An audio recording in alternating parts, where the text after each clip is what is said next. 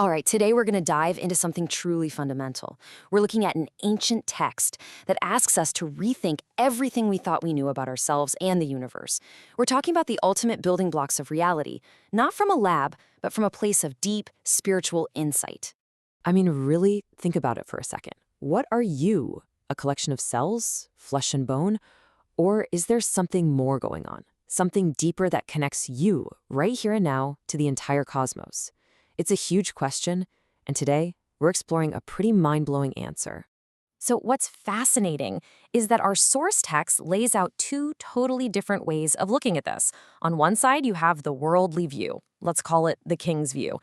It uses 5 elements you've probably heard of. It's a great way to describe the world as we see it. But then there's the Buddha's view.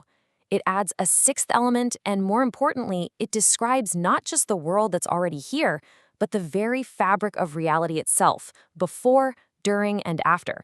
It's the whole picture. So here's the roadmap for our journey today. First, we'll really dig into the difference between these two views. Then, we're going to break down those 6 great elements one by one. After that, we get to the really wild part, the immortal element, consciousness. We'll see how it gives us a whole new logic for the cycle of life and death.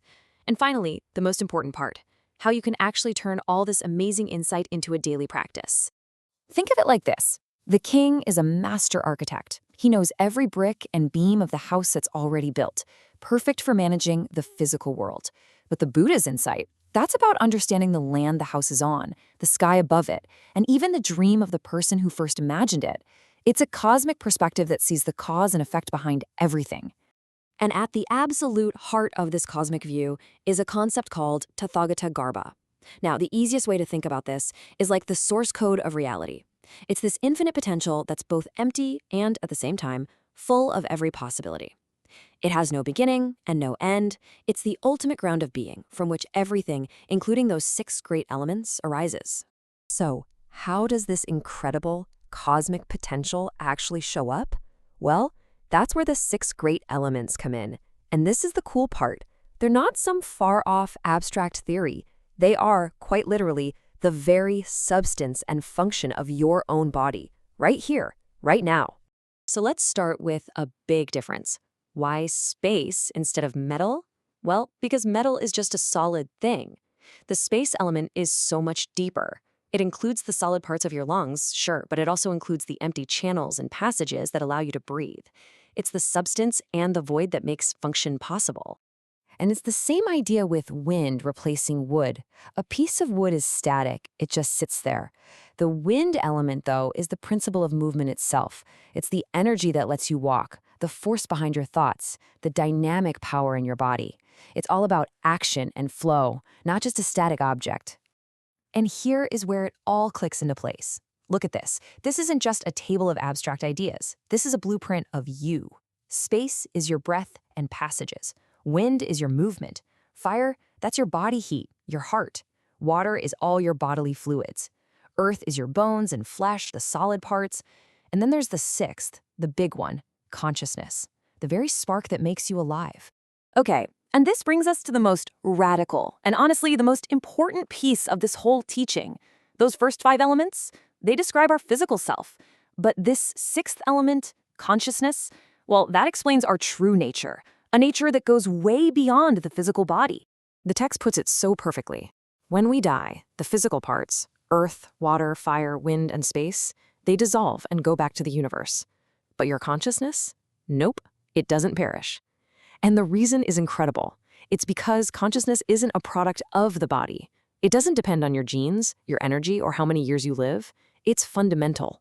So, get this. Consciousness isn't something your brain does, like smoke coming from a fire.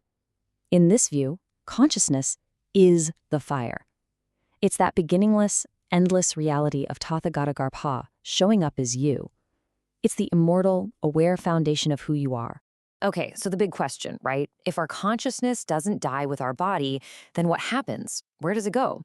Well, this framework actually gives us a surprisingly clear and logical answer for what we call the cycle of life, death, and rebirth. Let's walk through it.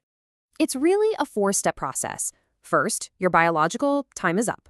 Second, the physical stuff, the 5 elements, they all just fall apart. But third, and this is the key, Your consciousness, the real you, endures. It doesn't dissolve. And fourth, guided by the momentum of your past actions, or karma, it finds and receives a new physical body, and the whole cycle begins again. And that new body isn't always another human one.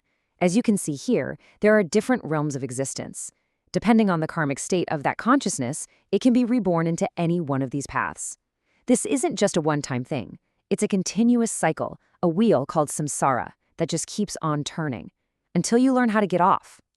And that leads us to the final and really the most crucial question of all. We've got this incredible, mind-bending theory, but what's the point? What do we do with it? How can we turn this knowledge into a real, tangible practice that actually changes our lives and helps us get off that wheel? You know what? The answer is so simple, but so incredibly deep.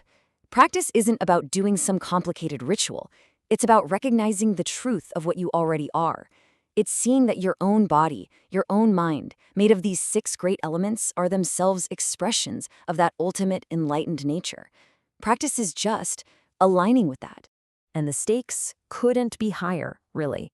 To live without this awareness is to stay lost on that wheel, stuck in the cycle of suffering, lifetime after lifetime.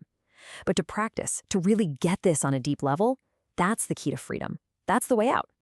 So here it is. This is the actual practice.